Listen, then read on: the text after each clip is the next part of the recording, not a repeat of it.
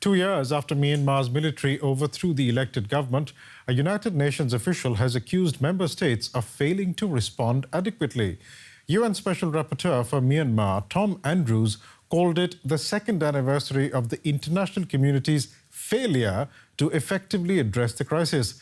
A crisis, he says, has seen the deaths of nearly 3,000 people and 17,500 arrests.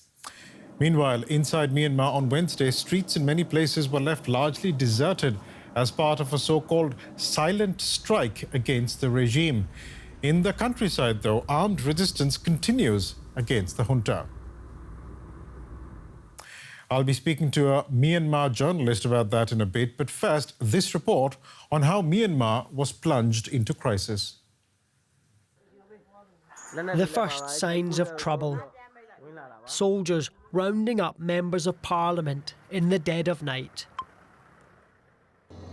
Armoured trucks on the streets and checkpoints around the capital. Myanmar's military junta had seized power, unleashing protests, bloodshed, and a fresh war of attrition with rebel militias.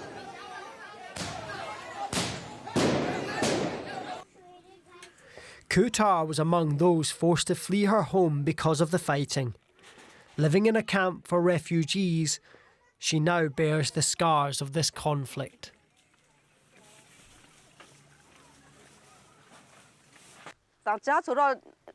I didn't hear any gunfire, but then I heard a sound and a shell landed near me.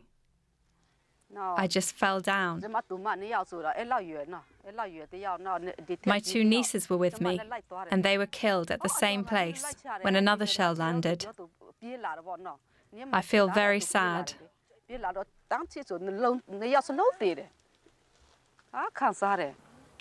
At 17, Caroline gave up a dream of university to volunteer as a medic, helping rebel fighters stay alive. I felt so depressed whenever I wasn't able to save a soldier.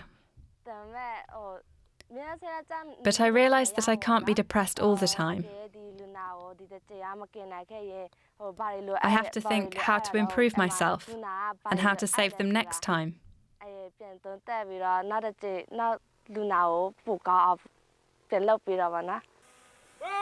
The Karenni Revolution Union is one of the many rebel groups at war with the junta in Myanmar's dense jungle.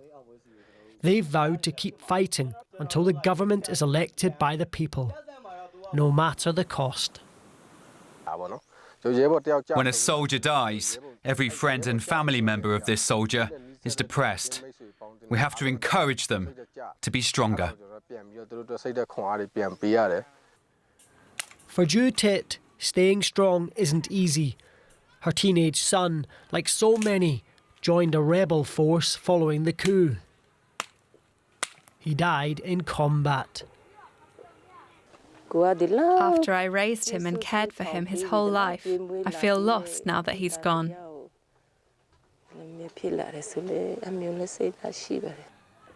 Time may help her grieve, but Myanmar's turmoil will require more than patience.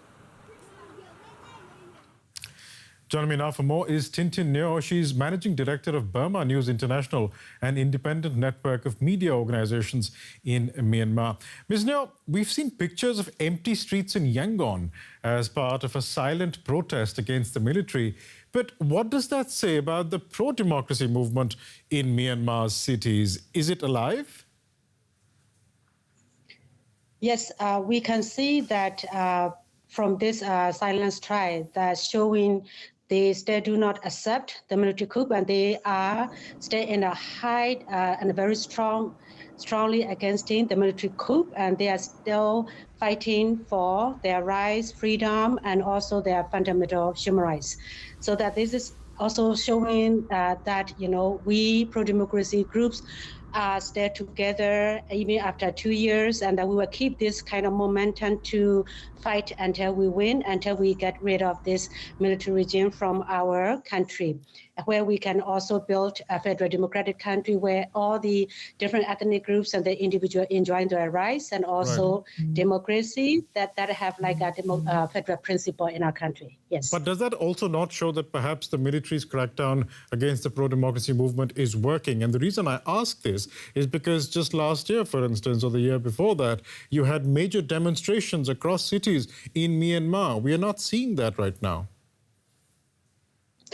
Yes, because like after the brutal crackdown against the peaceful democratic movement, that the people choose different ways to fight back against the military regime. Some of them join the armed struggles, and some of them are actively as activists and also like rights-based groups. They're against it. So they're using different strategy to show that they're against the military regime, and they are very much looking forward to a democratic country that guarantee the rights of the people. So they're like, even though we don't see people are coming into like on the streets and a big protest, but you can see that people are against it in different ways and in different platform. Like even in Thailand, in Bangkok, big groups of people are having like a campaign and having this protest against the military regime, showing that they are there and that they will fight until the end. You talked about people joining the armed struggle. There are reports of violent clashes in the countryside between the junta on the one side and ethnic rebels and civilians on the other. Is the junta losing ground here?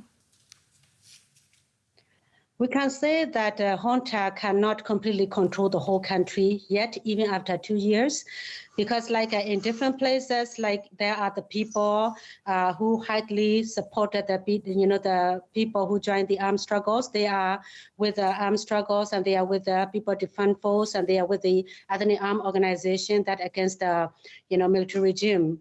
Right. Yes. The junta is also promising elections in August to gain legitimacy. Will the military's plan work?